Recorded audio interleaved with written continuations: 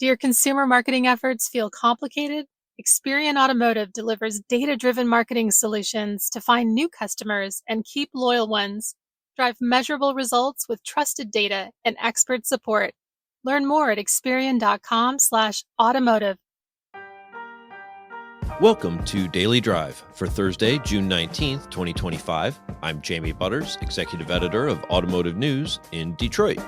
And I'm Kellen Walker in Las Vegas. Today on the show, Toyota adds 2 battery pack lines to pave the way for the new RAV4. Nippon closes its deal to buy out U.S. Steel. And Ford orders dealers to halt deliveries of some Mach-E's. Plus, Automotive News reporter Lawrence Iliff joins the show to talk about the latest EV registration numbers and how much Tesla's woes are to blame for April's drop. These Tesla vehicles, they become like mainstream. They become like boring. They become like, the conservative choice in a way. Let's run through all the news you need to know to keep up in the auto industry. Toyota plans to install battery pack lines at its assembly plants in Cambridge and Woodstock, Ontario, as it prepares the factories to build the next generation RAV4. A Toyota spokesperson says adding final battery assembly marks a big change for the southwestern Ontario plants. Until now, the factories have received completed batteries ready to be placed directly into hybrids built on site. In both Cambridge and Woodstock, crews are repurposing floor space within the plants to install the battery pack lines. The 2 plants build the current generation RAV4, but will be retooled in the latter half of this year in preparation for the 2026 model. That's when Toyota's best-selling vehicle in the U.S. and Canada begins its 6th generation. Nippon Steel has closed its $14 billion acquisition of U.S. Steel. That brings an end to a bruising takeover battle that was embroiled in American politics for months until finally gaining support from President Trump. The deal could have significant impacts on automakers in the U.S. and their supply chains. The controversial deal weathered 2 presidential administrations, union opposition, an expensive lobbying campaign, and 2 U.S. security panel reviews. Ford has ordered dealers to halt demonstrations and deliveries of certain in-stock Mustang Mach-E electric crossovers. It says the vehicles could have a 12-volt battery problem that can prevent doors from being unlocked, potentially locking passengers out or trapping them inside. The automaker is recalling almost 200,000 Mach-E's from the 2021 to 2025 model years in the U.S. Ford spokesperson Mike Levine said the recall also affects about 120,000 Mach-E's in markets outside the U.S., and that Ford was not aware of any accidents or injuries related to the issue. It's not clear how many of the more than 300,000 recalled vehicles were on dealership lots and subject to the delivery hold. And it's been 1 year since the massive cyber attack against CDK Global that created turmoil for thousands of dealerships across North America. 2 data breaches on June 19, 2024, forced CDK to shut down its dealership management system for 15,000 customers for more than 2 weeks to prevent the attacks from spreading. The ransomware attacks touched off a flurry of federal litigation by dealerships, customers, employees, and other businesses alleging they suffered harm because of the breach and subsequent outage. 1 year later, the legal landscape for the numerous cases is beginning to clear. All of the dealerships have dropped their lawsuits or entered arbitration with CDK. Some of the people who accuse the dealership management system provider of compromising their information have dropped their claims. The court has consolidated more than a dozen remaining lawsuits into 2 umbrella cases, one for non-dealership businesses suing CDK and the other for individual dealership customers and employees claiming the breach and outage affected them personally. And those are today's headlines. So, Jamie, Toyota adds battery pack lines to 2 plants in Ontario for the new RAV4. Will this help Toyota streamline production to reduce supply chain complexity? Well, it probably adds some complexity, but it should streamline their tariff bill, especially if the tariffs are going to remain in place. Make a lot of RAV4s in Canada. They also make some in Kentucky. The hybrids tend to cost more. So if you're shipping those across borders, that gets extra expensive. And the batteries themselves are pretty expensive. So if they can make them there, that just is one less border crossing for one more big component. It looks like they're going to try to supply Canada with hybrids made in Canada and supply the U.S. with those out of Kentucky. We'll see how that works out, but very flexible manufacturing process. Gotcha. Coming up, our own Lawrence Iliff joins the show to talk about the EV landscape after a disappointing new round of registration data. That's next on Daily Drive. Daily Drive listeners like you have access to the lowest price for Automotive News Congress 2025 on September 11th. The event is where the industry's biggest players tackle its toughest challenges. Congress attendees don't just follow the industry, they lead it.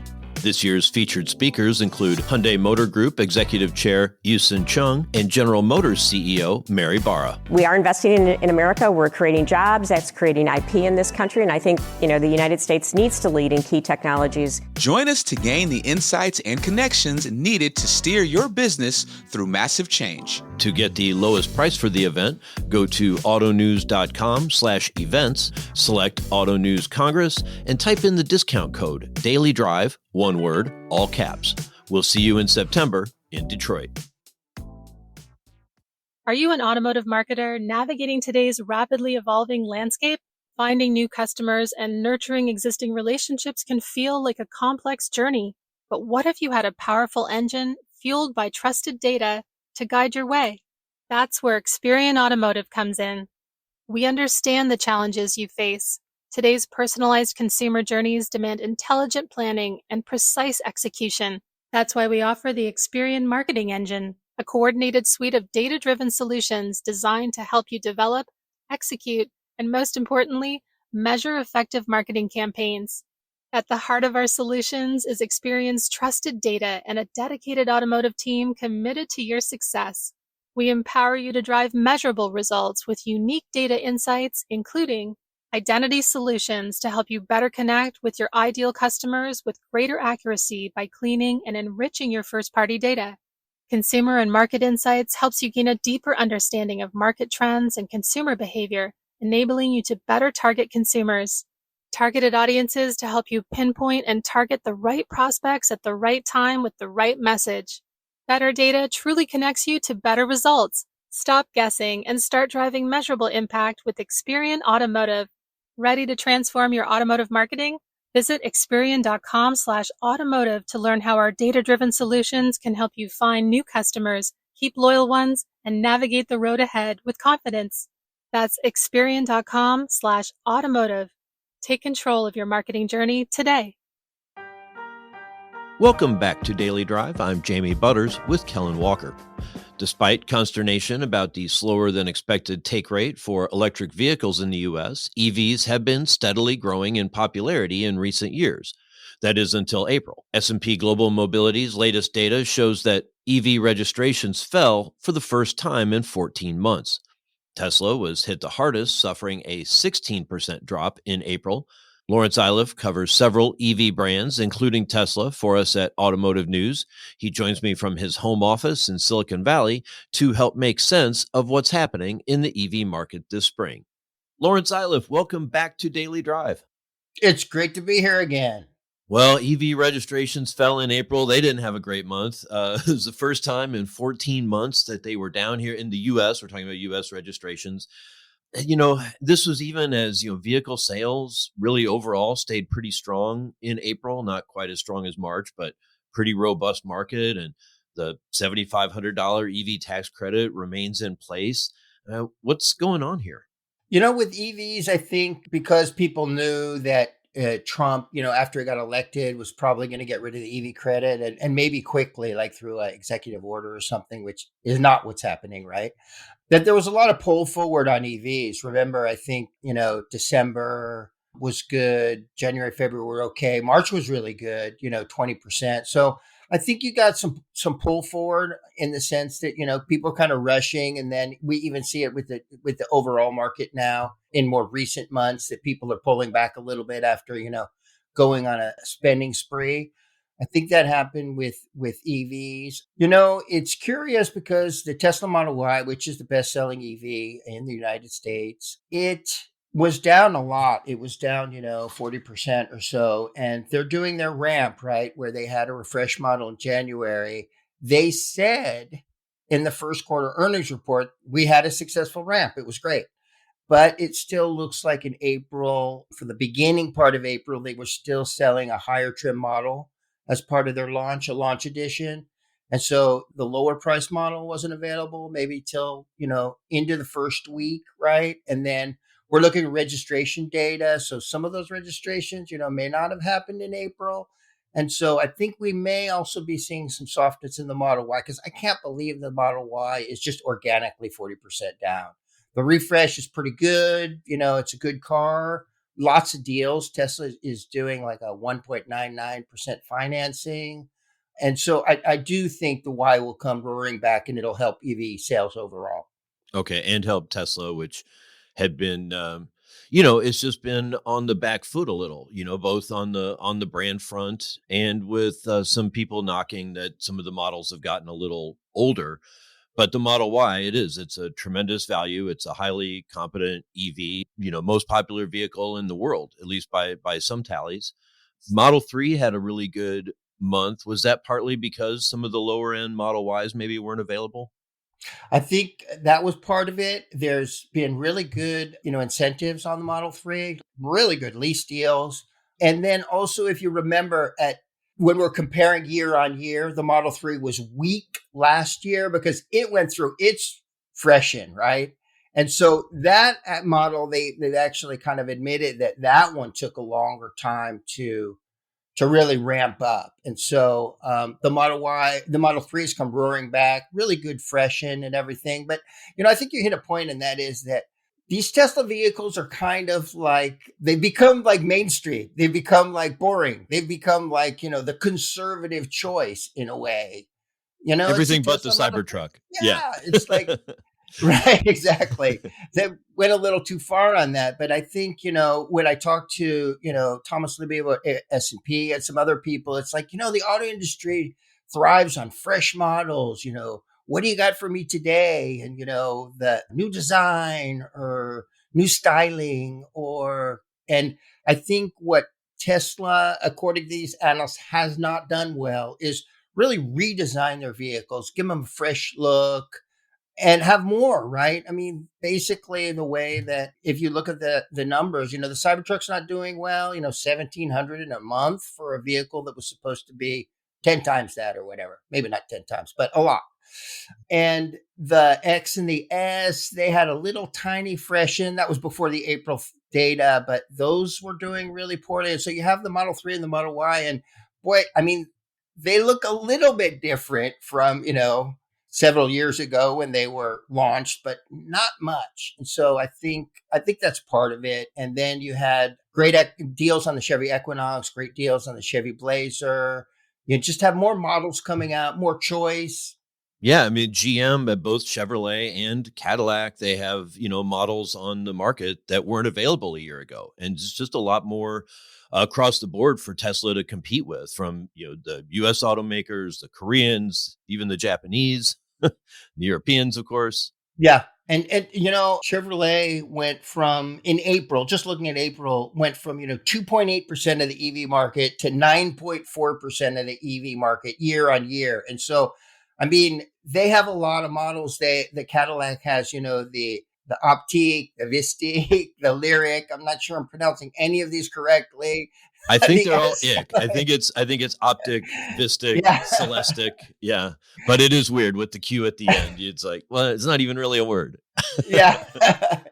And then even if you look beyond kind of GM, the Honda and the Acura vehicles, which have been doing EVs, which are doing pretty well, share a platform and the factories with GM. And so GM is kind of, a little bit late to the party because they had to get their act together with the Ultium platform, and they got rid of the Bolt, and it got a little, funky in there. But now they're really coming back with models. And again, that's, what analysts say is, people want fresh stuff. They want deals too, but they want fresh stuff. Some of the other legacy brands that had been pretty strong in EVs also kind of caught a headwind in April. Ford down by a third, Hyundai down by about a quarter, Kia was down almost 2/3. You think a lot of that was sort of that pull ahead factor? I think it's kind of two things going on, right? One is these cars have been on the market for a few years. They're not, they're not hot. I mean, the Ioniq 5 was fantastic when it first came out. It's a beautiful car. And, the Kia EV6, if that's more your style. And I think it's a combination because I went and looked at I thought maybe it was because the incentives had come down so much on those vehicles and not really. And so I think, people want new stuff, now Kia and Hyundai have a lot going on. They have the Ioniq 9 just came out, the 3-row, and then Kia has the EV4 coming out. And so I think those guys are going to get back into it probably with new fresh faces. I do think there's a sense, with the numbers turning downward. And of course, we're looking, as you said, we're looking at registration. So there's a lag. And we do that because it gives us a more accurate look, even if it's not as timely, because Rivian and Lucid and Tesla don't really report, U.S. Sales in a clean way, as same with some other brands. But I think there's some folks who are going to be like, oh, this is it. The EV thing is over. It's already on the slide. And in the budget bill, whether it's the House version or the Senate version, everybody's looking to cut the EV tax credit. And so if they're all going to cost, $7,500 more, who's going to buy them? And, what's your sense? Is this like is it the beginning of the end, or is it just a pause? I think there's a pause. I think there's a lot of factors going on, and we'll get to tax credit in a second. But remember, tariffs, right? And then there more hybrids are coming out, and people are a little uncertain with the tariffs. And is inflation coming back? And are we headed into a recession? And analysts I talk to say when people feel a little bit threatened, they play it safe. They get a gas car, they get a hybrid. They don't feel as adventurous.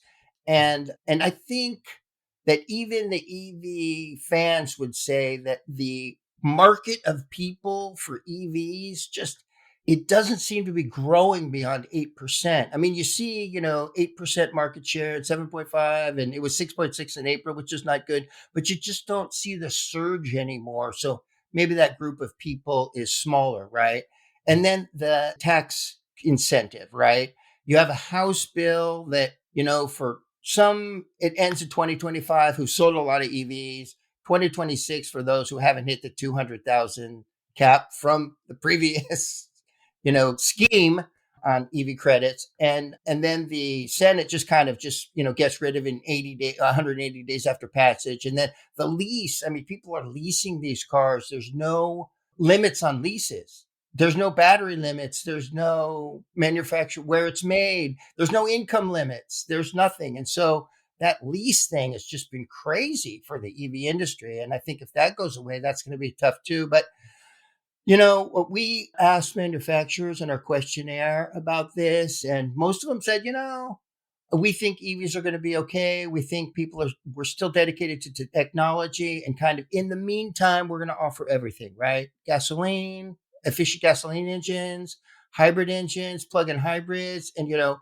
we're going to get through this. And this is just going to be a transitional period where, maybe we thought there wasn't going to be a transitional period. Remember GM said, we're not going to make hybrids. We're going to go from gas to EVs. And maybe they were wrong. Maybe now, we need now a they're dialing transitional back. period. Yeah. Maybe we need a transitional period. 20 years ago, it was all of the above. Then it became all EV. And now we're kind of back to all of the above. Everyone wants they need to have a hybrid, as well as they probably need to still have some gas powered cars alone. Yeah, and especially gas-powered cars have gotten much more efficient. Trump's rolling back some of the emission standards. And so, that's where we are. It's kind of a phrase I don't like, but it is what it is, right? We live in a situation where people are facing headwinds and EVs are facing headwinds, and we'll get through it. Well, and as you wrote recently in Automotive News, I mean, the EV pickup market just hasn't materialized the way it was envisioned. It's not just a Cybertruck. The F-150 Lightning didn't sell like it was expected to. And, it's just hard, the physics of it with the batteries, for a truck heavy economy like the US. we're probably going to need hybrids and efficient gas vehicles to power those vehicles, as long as we're going to let people buy them. Yeah, and it's a smaller market, but also, hypercars or high-end sports cars. Ferrari has paused there, and it's like there's still not enough overlap where people want an EV, right? People still like gasoline engines because you can go far, they make cool sounds and stuff like that, and the transition's just not happening. And car buyers are mostly people who are older, new car buyers anyway, who are older and have a little more income and stuff. So, it's probably going to take some time, those kids who grew up with EVs who don't care about the sound and stuff to, get into the market. Well, we know you're going to keep track of it for us month after month. Lawrence Iliff covers Tesla and the EV market here in the U.S. Lonnie, thanks so much for joining me today. Thank you. That's Daily Drive for today. I'm Jamie Butters. And I'm Kellen Walker. Thanks to Automotive News executive producer Jake Neer, as well as our own Michael Martinez, Mark Holmer, and John Hutter for their reporting for today's podcast. We also had reporting from David Kennedy of our sibling publication, Automotive News Canada. You can get the latest news on the EV market, manufacturing, and everything happening in the auto industry at autonews.com. Come back tomorrow for a conversation about a new CFPB report about auto lending for service members and why they tend to spend more than other customers on F&I products. This is a population that seems to be more interested in products than just the general civilians out there. We'd love to hear from you. Let us know what you think of the show and the topics we covered today. Send us an email at dailydrive@autonews.com or leave us a voicemail at 313-444-2774. And if you enjoy the podcast, remember to like, leave a review, and subscribe so you never miss an episode.